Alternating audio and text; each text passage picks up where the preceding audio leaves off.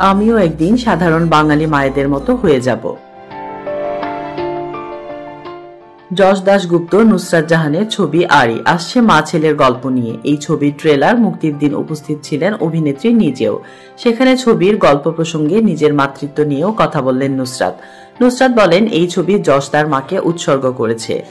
আমি আমার বাবা মাকে উৎসর্গ করছি। আমার স্থির ধারণা দর্শকেরা এই ছবি দেখে তারাও নিজের অভিভাবকদের কথাই ভাববেন। এই ছবির বিষয় থেকেই প্রশ্ন, নুসরাত নিজেও একজন মা, বাড়িতে কার রাজত্ব চলে? উত্তরে এক নুসরাত বললেন, দেখো ছেলে এখন খুবই ছোট, তবে ওই রুল করে।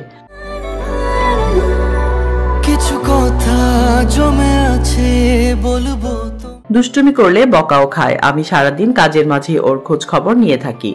নুসরাত বললেন, আমিও হয়তো অন্য বাঙালি মায়ের মতোই হয়ে যাব। দেখো, আসলে বাঙালি মায়ের কাছে বাচ্চারা বড় হতেই চায় না, সেই ছোট্টটাই থেকে যায়, আগলে আগলে রাখে। গল্পটা খুব অদ্ভুত।